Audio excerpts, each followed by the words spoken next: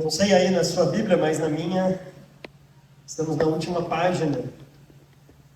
Já dá para ver o fim do livro de Marcos. De fato, dá para perceber que estamos caminhando aí para o final do livro. Já estamos nas 3 primeiras horas da crucificação, como o Ulisses nos mostrou na semana passada. Jesus foi crucificado 9 horas da manhã.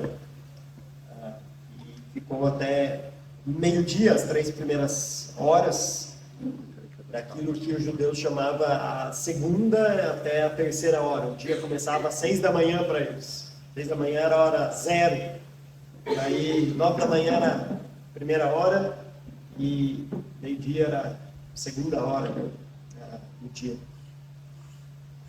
E agora nós veremos as 3 próximas horas. Jesus fica 6 horas na cruz. O Ulisses comentou aqui na semana passada que a cruz era uma forma de tortura e uma morte de cruz às vezes durava dias, a pessoa pendurada ali numa cruz, sofrendo, com dificuldade de respiração, também perdendo sangue e tudo mais. Tanto é que os judeus pedem, para quebrar as pernas dos prisioneiros ali, para que não ficasse gente no sábado morto na cruz, e os romanos se assustam pelo fato de Jesus Cristo já ter morrido tão rapidamente assim.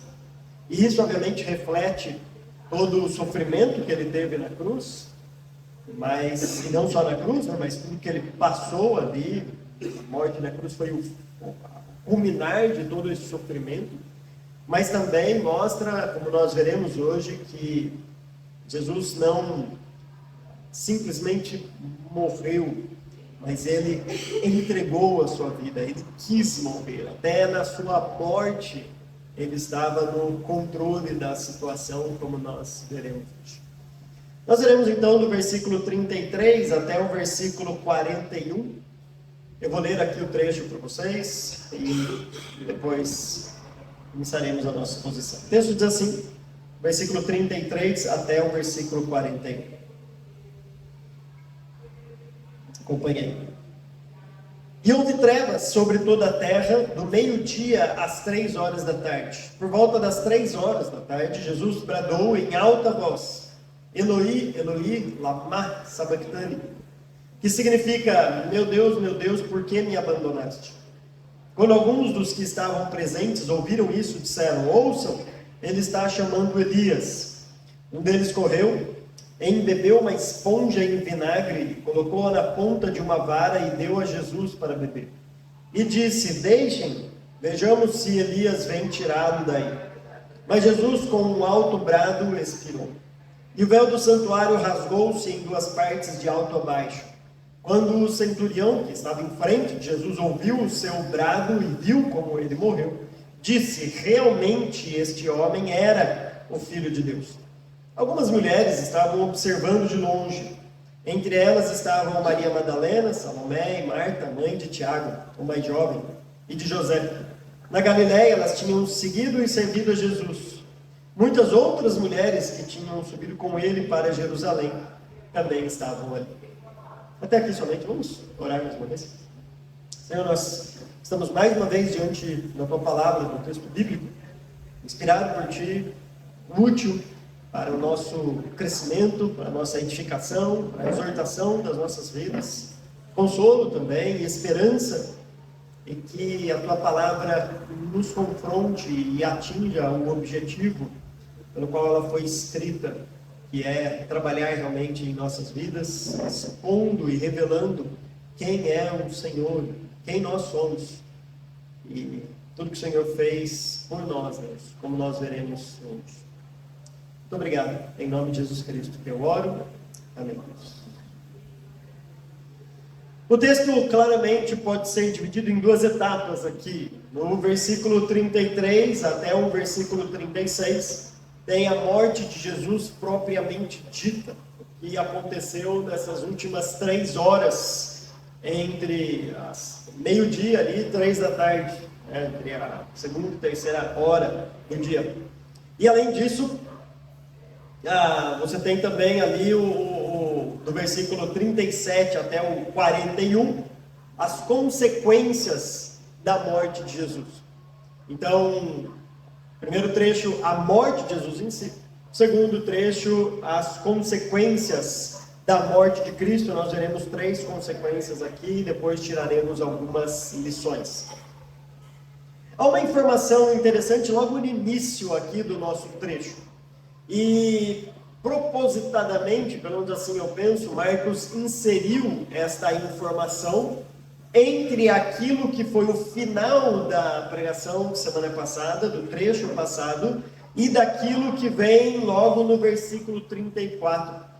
O texto inicia com uma nota que do meio-dia às 3 horas, eu vou referir sempre a esta questão com a nossa linguagem do português, né, como nós usamos, do meio-dia às 3, não só porque está assim na NVI, mas eu penso que é mais fácil para a gente entender. Se a sua Bíblia está aí hora nona, vai acompanhando se você gosta de entender o jeito que eles entendiam a hora ali. Mas se você não liga, então a gente vai falar disso ao invés de falar da hora sexta, hora nona e tudo mais.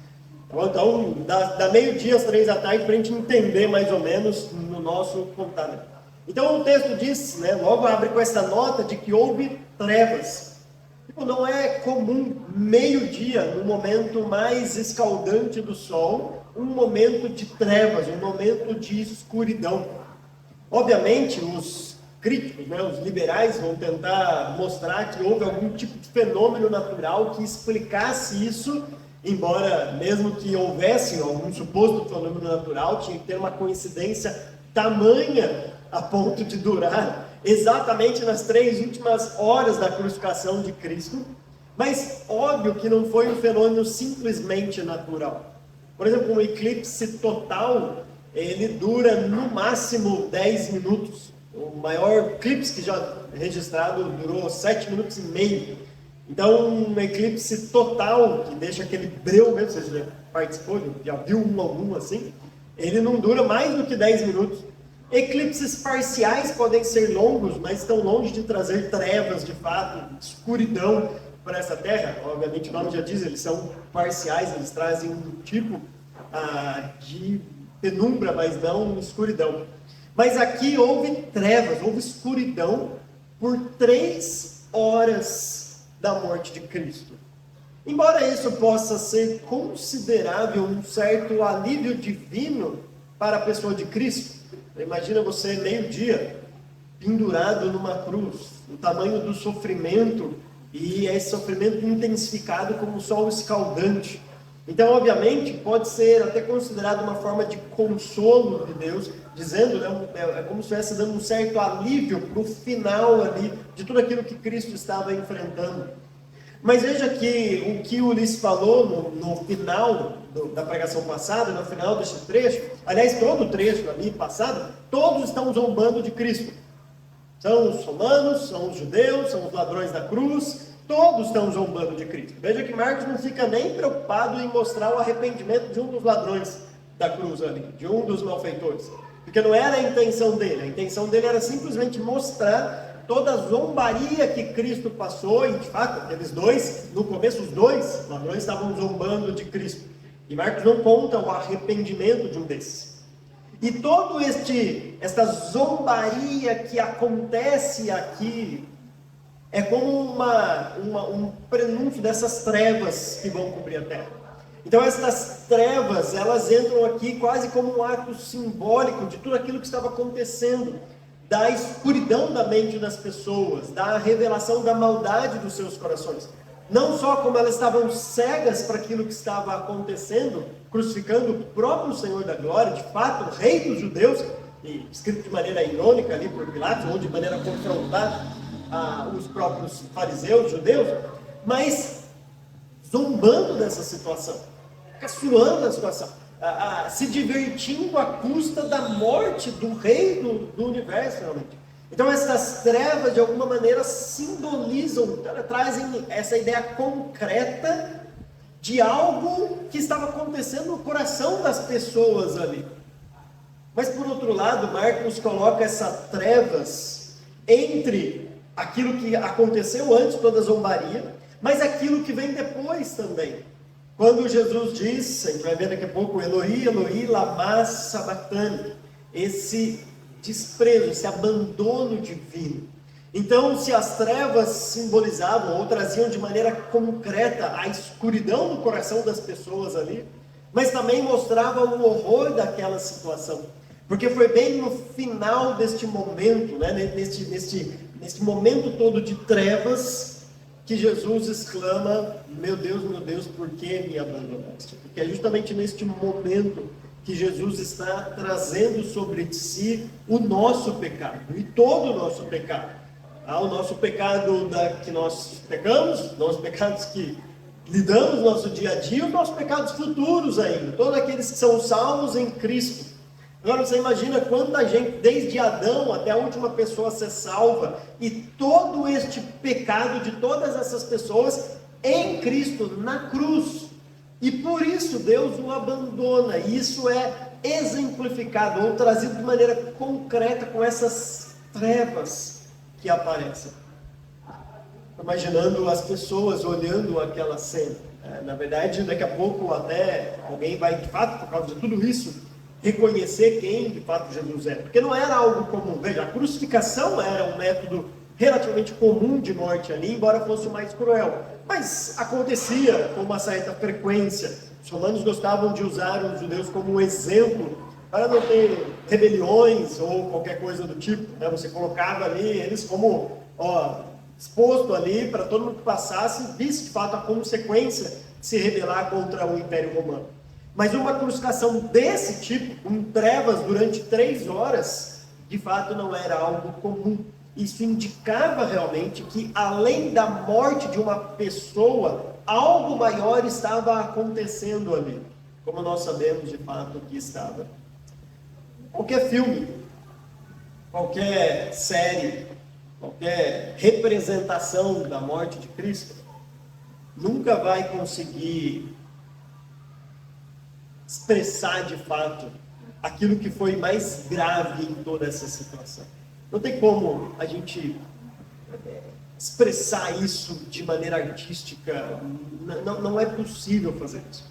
As pessoas conseguem talvez reproduzir os sofrimentos físicos de Cristo na cruz, conseguem mostrar o desprezo, a zombaria das pessoas, mas este abandono, este carregado de pecado, esse sofrimento espiritual pelo que Cristo passou, o justo carregando os pecados de nós, injustos, o justo morrendo por nós, injustos, e levando sobre si os nossos pecados.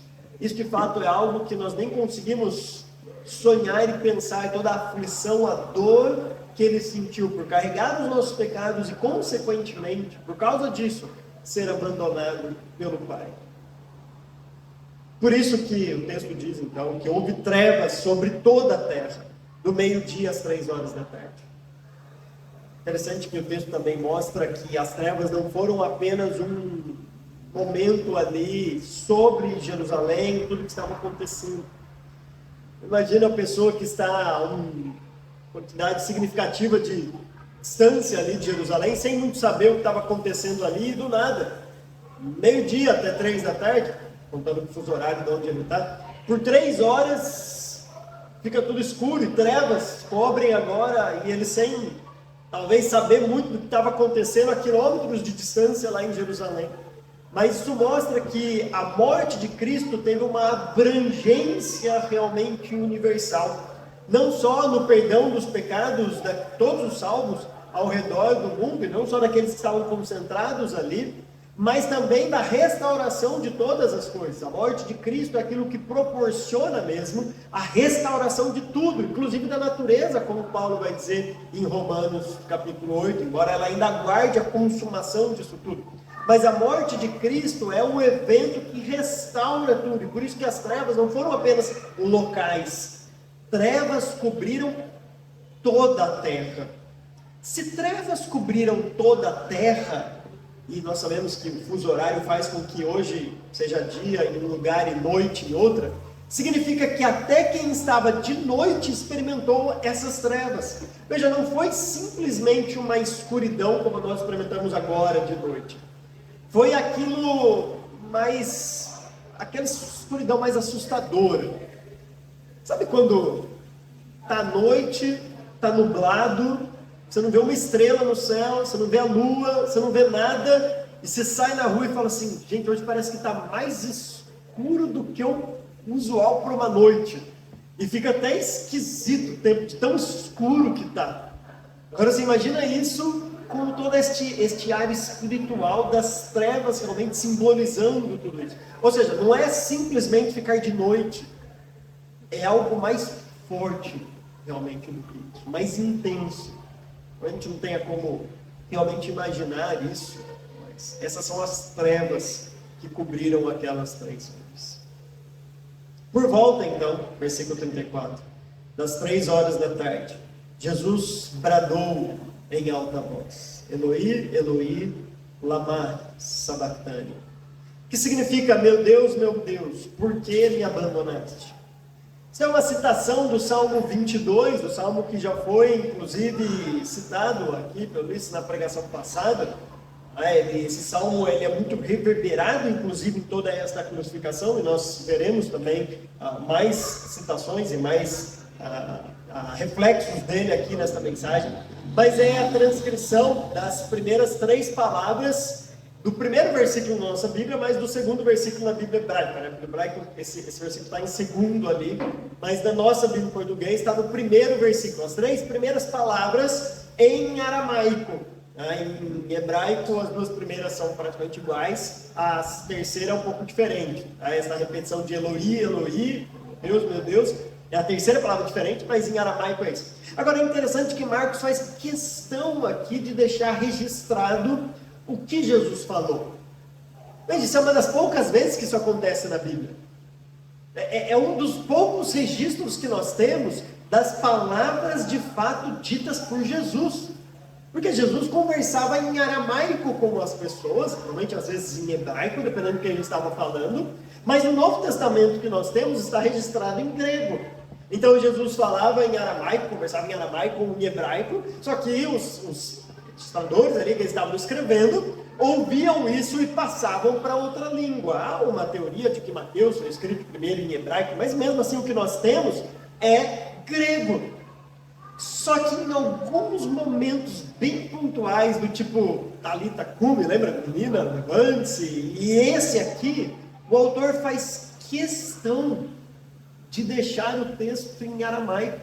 Ou seja, o que nós estamos lendo aqui de fato são as palavras exatas que saíram da boca de Cristo, na língua que ele falou, do jeito que ele falou. E talvez isso, não sei, mas isso deixa assim a leitura, né, de uma maneira muito mais comovente. Saber de fato o que Cristo falou com as palavras que ele usou, na língua que ele falou de fato. E talvez por isso Marcos tenha questão aqui, embora ele tenha que trazer a tradução, porque ele está escrevendo para Romanos, que se ele não trouxesse a tradução, não ia saber o que ele estava falando, por isso que ele diz que significa isso. Se ele estiver escrevendo para judeus, ele poderia deixar muito bem sem a tradução.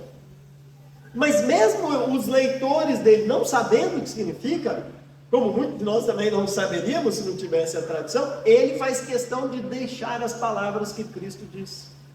Agora, em todo momento do ministério de Jesus, de tudo aquilo que ele fez, pessoas que ele ressuscitou, né, a ressurreição de Lázaro, curas, ensinos, de todo o ministério de Cristo, é interessante Marcos preservar essas palavras.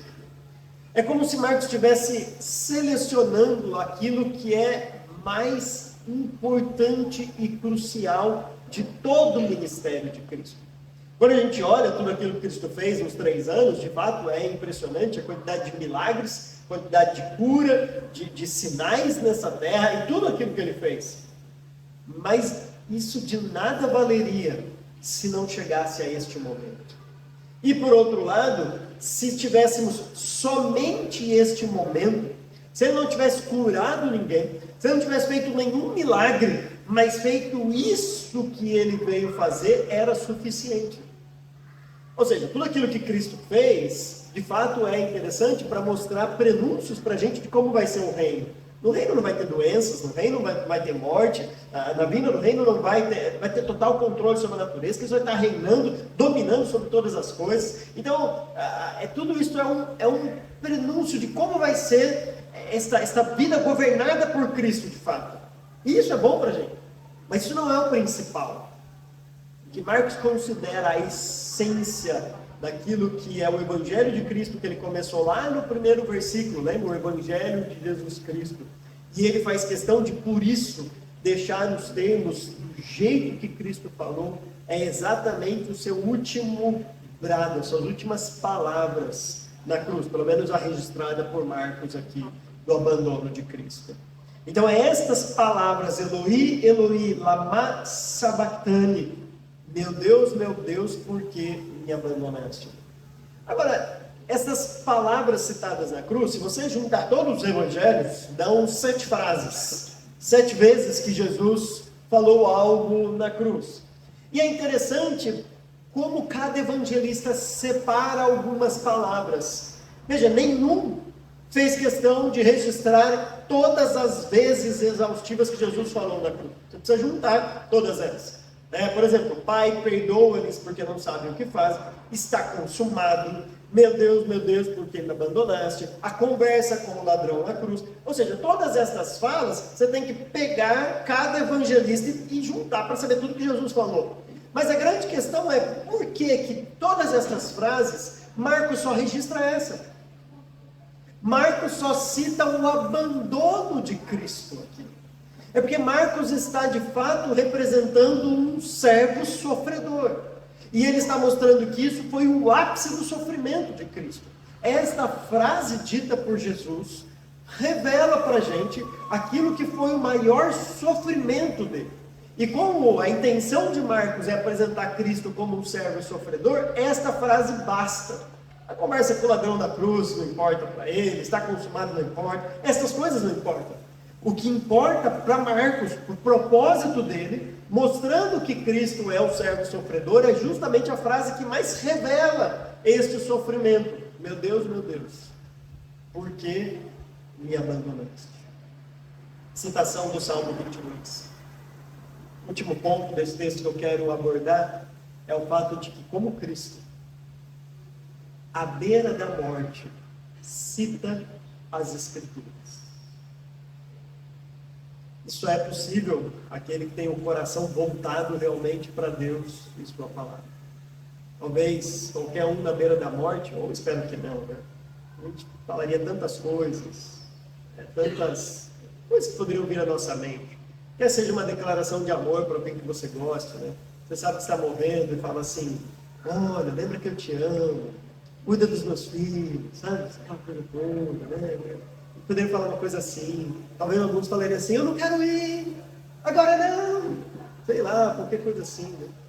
Mas é interessante como as palavras de Cristo são citações das Escrituras, num momento de agonia, de dor, de sofrimento.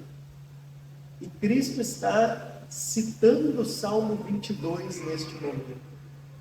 Isso de fato é uma lição fantástica para a gente. São nos momentos de aflição, nos momentos de angústia, que o nosso coração revela, né? A nossa boca revela aquilo que está lá dentro do nosso coração.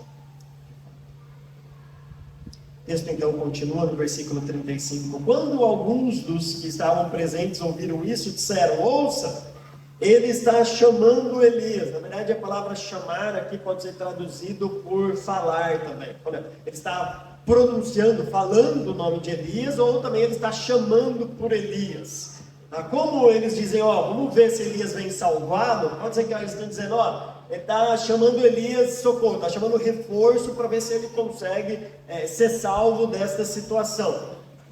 Alguns comentaristas dizem que, embora isso seja pura especulação, a gente não sabe a real intenção deles aqui, mas alguns dizem que, ao entender Eloi, eles estavam caçoando e dizendo, olha lá, está falando Elias, porque de fato as palavras são muito similares, né, até no português, Eloi, Elias, são similares tanto no hebraico quanto no português.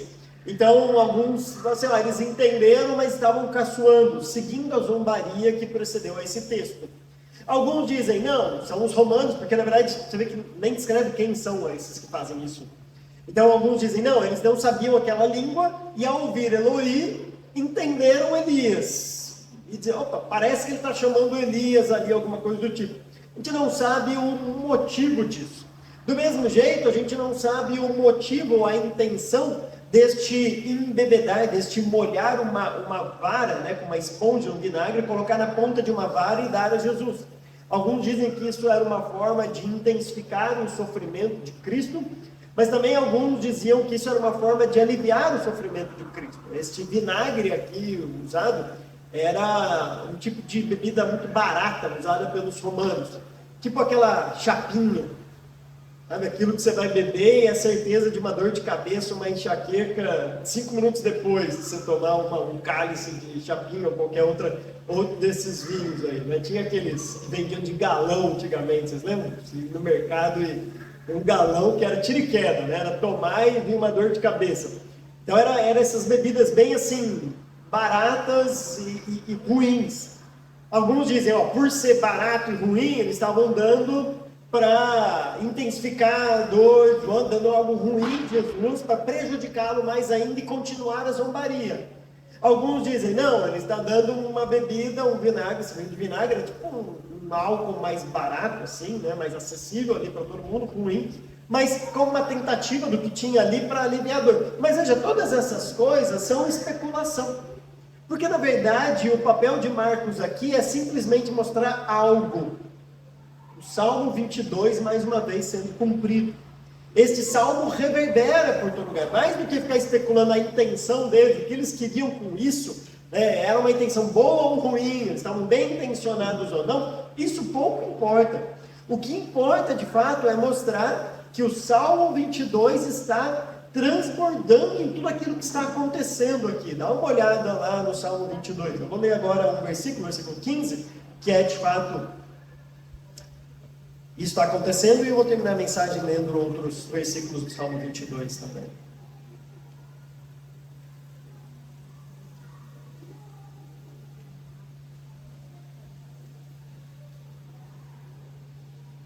Salmo 22 é um salmo real, salmo davídico, sobre o rei, e consequentemente, salmo real significa que é um salmo secundariamente também messiânico. Então o versículo 1 do nosso texto, do nosso salmo, diz, meu Deus, por que me abandonaste? Essas são as palavras que Jesus cita. E olha o versículo 15 aqui. Meu vigor secou-se como um caco de barro, e a minha língua gruda no céu da boca. Deixaste-me no pó, à beira da morte. Esta sede intensa que o salmista está descrevendo aqui, é justamente quando enche a esponja e molha o vinho, para reverberar estas palavras aqui. É como se Jesus estivesse com aquela sede intensa, aquele sofrimento intenso, e aí alguém leva justamente este vinagre ali para ou aliviar, ou talvez prejudicar, talvez poderia colocar água, enfim, a gente não sabe a intenção. Mas veja, a intenção não importa. O que importa é dizer, Jesus está respirando, transpirando o Salmo 22 ali durante a sua crucificação. Então este molhar a esponja, né, e colocar na vara e levar à boca, cumpra esse propósito. O que reflete mais ainda aquilo que Ulisses falou na mensagem passada, de que mesmo sem saber, mesmo com intenção boa ou ruim, a gente nunca vai saber, talvez um dia ela saiba, mas mesmo sem saber, as pessoas são usadas por Deus para o cumprimento da sua vontade. Deus está usando uma pessoa aqui que a gente não sabe quem é, a gente não sabe a identidade dela, a gente não tem nenhuma informação sobre essa pessoa, para que nela, ou por meio dela, se cumprisse aquilo que está escrito no Salmo 22. Ou seja, Deus usa quem quiser, quando quer, da maneira que quer, e a pessoa sabendo disso ou não. Talvez a pessoa não fizesse ideia do que estava acontecendo quando ela fez isso. Mas Deus usa quem Ele quer, da maneira que quer, quando quer, independente da pessoa saber ou não, ou ela quiser ou não. para o cumprimento da sua vontade. E Deus está usando o meio de um desconhecido para que cumprisse o Salmo 22 aqui na vida de Jesus Cristo. Então um deles corre, bebeu uma esponja em vinagre, colocou-a na ponta de uma vara e deu a Jesus para beber. E disse: deixem, vejamos se Elias vem tirá-lo daí. Mas Jesus, com um alto brado, expirou. Interessante, né? Jesus expirando com um alto brado. Marcos não nos diz o brado, você pode ler outro evangelho e a gente sabe de Jesus qual foi esse brado, né? Está consumado, nas tuas mãos entrega meu espírito, aquilo que Cristo falou. Mas Marcos só quer registrar para a gente aqui que Jesus estava no controle da situação. Ele sabia quando ia morrer. Ele não foi ficando exausto, lutando ali contra a sua própria morte, tentando sobreviver de algum tipo de maneira ali, sabe? E ele não, até o ponto que ele não conseguiu e morreu, alguma coisa do tipo. Não. Ele tinha o controle da sua situação. Ele sabia exatamente o momento que ia morrer. A Bíblia diz que ninguém tira a sua vida. Ele mesmo diz, ele mesmo a dá, ele entrega. E este brado que ele dá quando morre é justamente revelando este controle que ele tinha até nessa situação. Ele dá um brado sabendo que a hora dele tinha chegado, e com este brado ele diz, né, está consumado, ou seja, é agora que eu entrego meu espírito, agora é a hora de eu partir desta vida. Ou seja, Jesus escolhe aqui, determina o horário que ele vai morrer. Ele não é, a morte dele não é fruto de um acaso, de um cansaço, de muito sofrimento, e ele tentou lutar contra a morte, preservando a sua vida, e não conseguiu. É uma morte voluntária, uma morte de alguém que tem controle sobre a situação. Por isso que ele dá um brado e expira. Ele sabe que ele vai morrer naquele momento, porque assim ele e o Pai determinaram. Esta foi a morte de Jesus Cristo, narrada por Marcos, no meu e no seu lugar.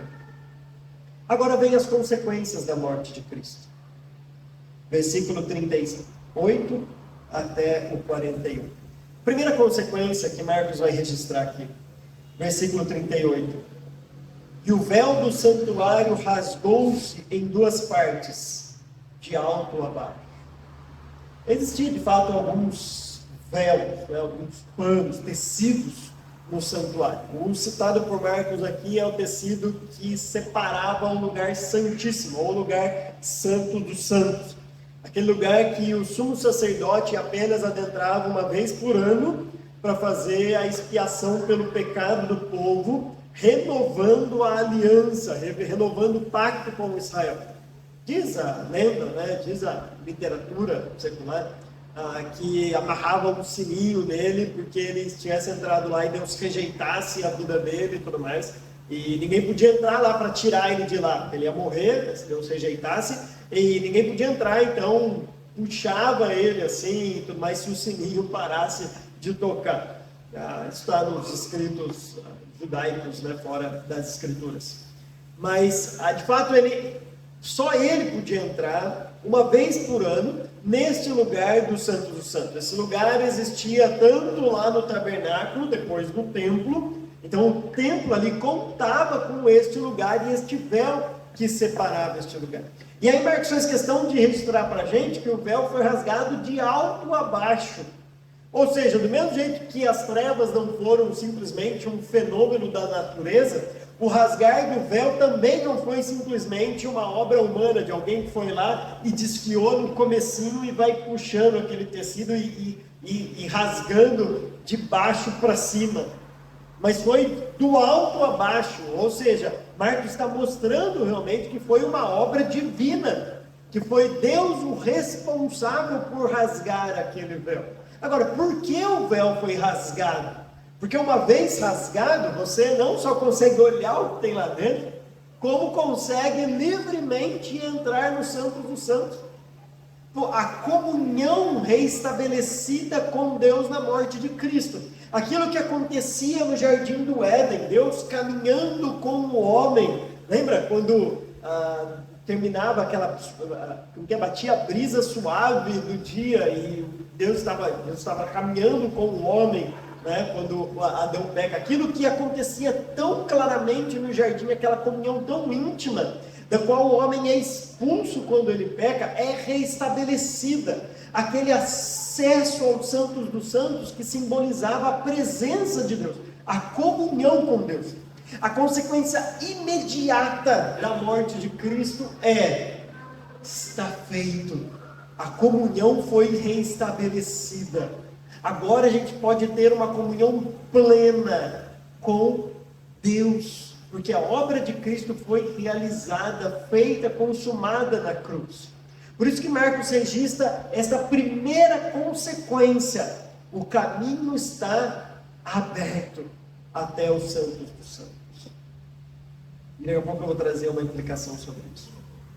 Segunda consequência, lembra que Marcos está escrevendo para os romanos.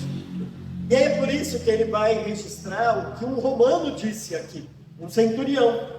Quando o centurião que estava em frente de Jesus ouviu o seu brado e viu como ele morreu, ou seja, ele presenciou toda aquela maneira como foi a morte de Cristo, porque ele já tinha presenciado muitas crucificações, mas quando ele percebeu todas essas diferenças na crucificação de Cristo, aquilo que torna a crucificação de Cristo singular, disse: realmente este homem era o Filho de Deus. A gente não sabe se isso foi suficiente para uma conversão, por exemplo, se de fato ele disse: ele é o Filho de Deus e eu creio nisso, e eu creio que ele perdoa tudo aquilo lá, ou se simplesmente ele disse: me parece que há algo diferente com esta pessoa ali, mas... E Marcos não detalha se esse centurião foi de fato salvo ou não diante dessa declaração. Marcos só está mostrando para os seus leitores: esta é a reação que vocês deveriam ter diante da morte de Cristo. O que esse centurião faz, o que um romano faz durante a morte de Cristo, é aquilo que vocês que estão lendo agora o Evangelho deveriam fazer. Agora, lembra daqueles contrastes ocultos que eu disse numa mensagem retrasada, com Simão carregando a cruz, que não é aquele Simão que deveria estar carregando a cruz, mas o outro vem e carrega. Pedro não está lá para carregar, aquele que jurou que ia com Jesus até a morte, e aí por isso o outro Simão vai e carrega. Do mesmo jeito, a gente tem um centurião falando aquilo que você esperava da boca de um judeu, da boca talvez de um rabino, da boca de um fariseu, reconhecendo diante disso: esse daí verdadeiramente era o Filho de Deus. Agora, aquilo que os judeus não reconhecem, um romano vem e expressa isso abertamente. Então, a segunda consequência da morte de Cristo, nesse reconhecimento, Marcos está mostrando que agora o Evangelho está disponível a gentios também. Veja que há um prenúncio aqui daquilo que Paulo vai detalhar, inclusive da carta aos Romanos, mostrando como gentios e judeus fazem parte do mesmo corpo, e Marcos já está mostrando aqui. O reconhecimento primário não foi da boca dos judeus. O primeiro reconhecimento na morte de Cristo veio de um gentil, de um romano, para dizer que o Evangelho agora chega até esses gentios que anteriormente eram, pelos judeus, rejeitados como subcategoria de seres humanos. E a terceira consequência, ainda neste contraste oculto que nós temos aqui, é esse registro que Marcos faz dessas mulheres. Algumas mulheres estavam observando de longe. Entre elas estavam Maria Madalena, Salomé e Maria, mãe de Tiago, o mais jovem, e de José. Na Galileia, lembra da importância da Galileia, que eu disse algumas vezes aqui, elas tinham seguido e servido a Jesus. Muitas outras mulheres que tinham subido com ele para Jerusalém também estavam ali. E se você ler o restante do texto, que vai ser a mensagem de semana que vem, aliás, daqui 2 domingos, né? É o culto da reforma entre eles, entre as mensagens. Se você olhar a continuação do texto, você fala assim: por que citar essas mulheres?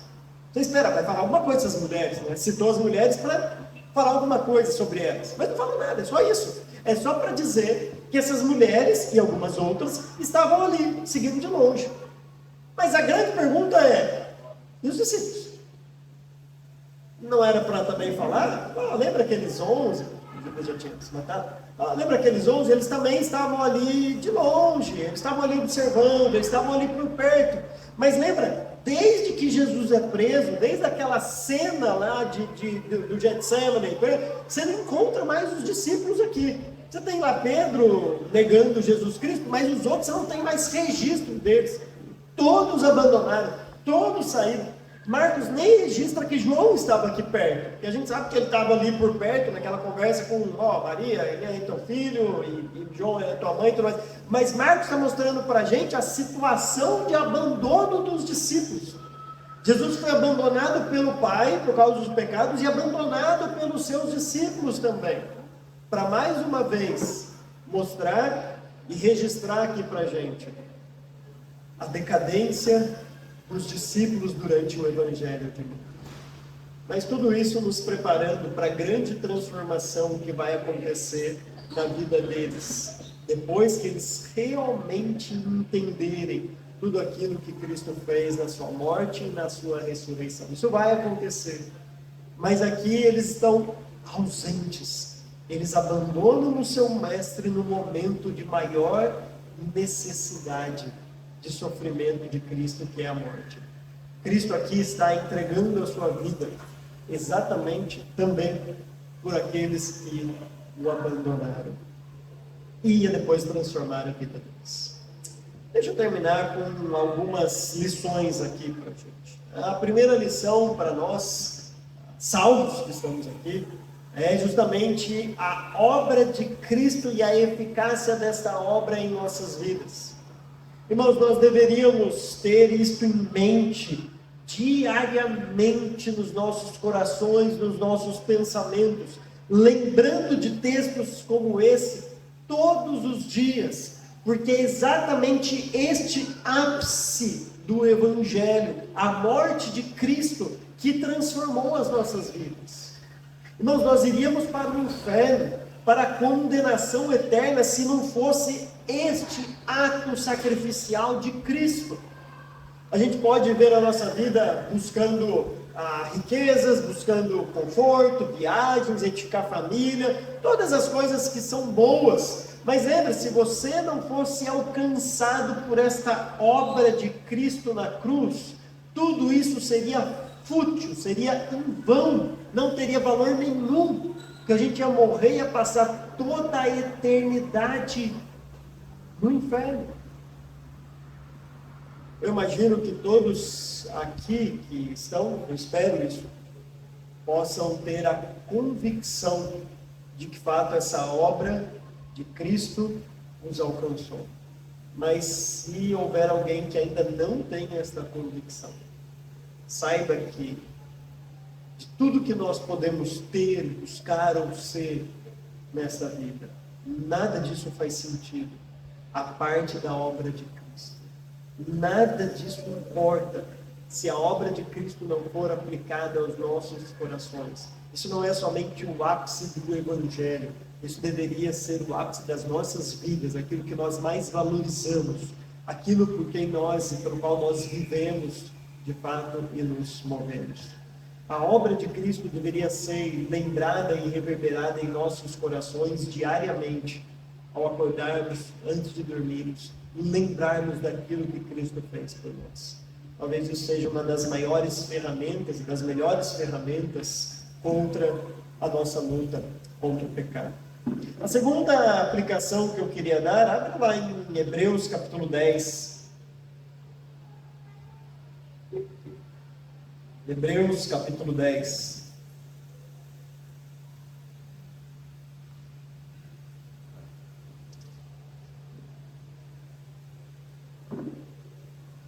Olha o que o autor de Hebreus vai dizer aqui.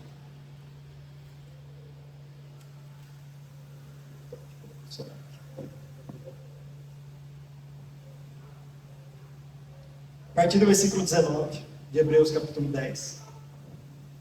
Ele vai dizer assim: portanto, irmãos, temos plena confiança para entrar no Santo dos Santos pelo sangue de Jesus, por um novo e vivo caminho que Ele nos abriu por meio do véu, isto é, do seu corpo. Temos, pois, um grande sacerdote sobre a casa de Deus. Sendo assim, aproximemo-nos de Deus com um coração sincero e com plena convicção de fé, tendo os corações aspergidos para nos purificar de uma consciência culpada e tendo os nossos corpos lavados com água pura. O que o autor de Hebreus está dizendo é: se a morte de Cristo abriu este caminho, trilhemos por ele. Se agora o acesso aos santos dos santos está disponível, não faz sentido ficar do lado de fora. Obviamente isso não é literal, você não precisa procurar um lugar ali, o santo dos santos, e estar ali. Mas a ideia é não usufruir dessa comunhão com Deus que agora temos disponível. Imagina um judeu querendo adorar a Deus, tendo que viajar uma grande quantidade de milhas ali, de quilômetros, para chegar até um santuário e ali encontrar o sacerdote para que ele pudesse fazer o sacrifício por ele. Toda essa logística, essa dinâmica que agora não existe mais. Agora nós podemos acordar, irmãos, e orar a Deus, e conversar com Deus, e saber que estamos, enquanto no nosso quarto, nos santos dos santos. Nós estamos na presença de Deus agora constante. Nós podemos ter a certeza que enquanto estamos comendo, enquanto estamos conversando, enquanto estamos nos relacionando, enquanto estamos trabalhando, nós estamos diariamente diante da presença de Deus, porque não há mais uma separação de um lugar. O que o autor de Hebreus está dizendo é: então, aproximemo-nos com um coração sincero e plena convicção de fé. Chegue-se a Deus, tenha uma comunhão com Deus, leia as Escrituras, tenha um momento de oração, reverbere, pense nas coisas de Deus durante o dia. Nós podemos agora ter esta comunhão com Deus diariamente, constante, porque o véu se rasgou pela obra de Cristo. Agora mais, olha o que o autor de Hebreus vai dizer na continuação do texto. Apeguemo-nos com firmeza à esperança que professamos, versículo 23, pois aquele que prometeu é fiel, e consideremos uns aos outros para nos incentivarmos ao amor e às boas obras, e não deixemos de reunirmos como igreja, segundo o costume de alguns, mas procuremos encorajar-nos uns aos outros, ainda mais quando vocês veem que se aproxima o dia. O autor de Hebreus faz um link muito interessante com o rasgar do véu, o acesso aos santos dos santos, com a nossa possibilidade de nos reunirmos como igreja. Eles estão dizendo, uma das consequências da comunhão com Deus, nós estendemos a nossa comunhão com Deus exatamente nesse momento em que nós estamos aqui. Agora, eu sei que vocês estão aqui, e falar isso é igual a professora que dá bronca num aluno que não precisa ouvir, porque ele está ali. Mas isso às vezes acontece. Quando nós não presenciamos, não estamos no culto, nós negligenciamos, podemos estar, mas decidimos não estar, nós estamos mais uma vez fechando o véu. Nós estamos dizendo que não queremos esta comunhão, aquilo que Cristo abriu, aquilo que Cristo rompeu, esta possibilidade de estarmos juntos como igreja cultuando a Deus. Quando as pessoas negligenciam isso, e dizer assim, hoje eu não estou a fim de ir no culto. Elas estão dizendo, eu não quero isso que Cristo abriu.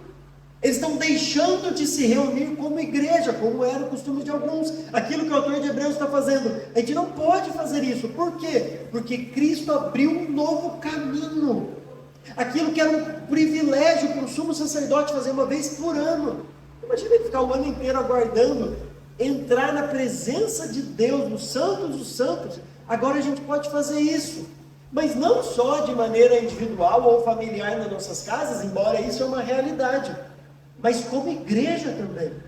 Irmãos, eu espero que a gente crie isso na nossa mente, no nosso coração, o entendimento de que estar reunidos aqui é um privilégio para a gente também.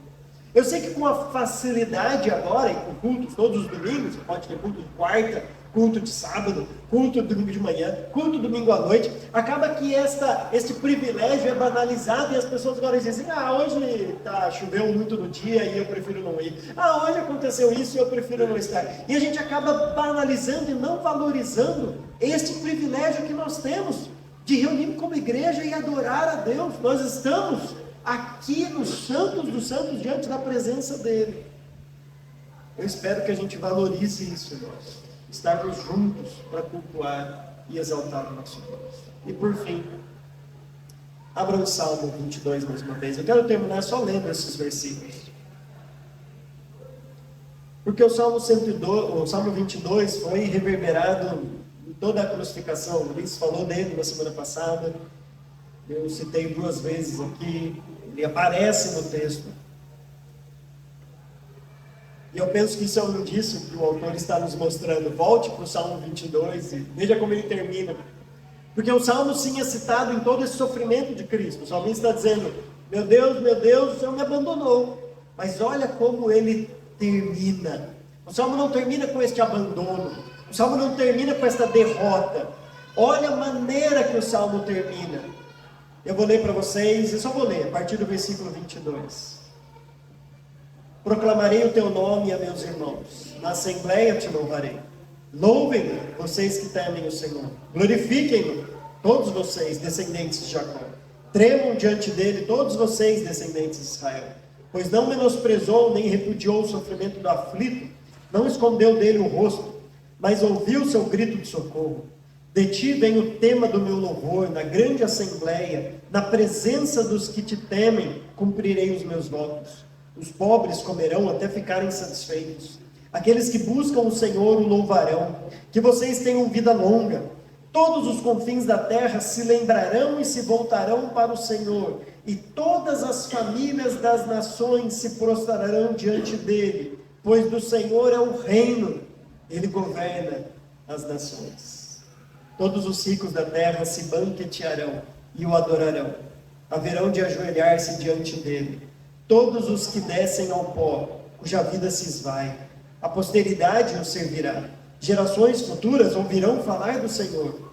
E a um povo que ainda não nasceu, proclamarão seus feitos de justiça, pois ele agiu poderosamente. Esse povo somos nós. Amém.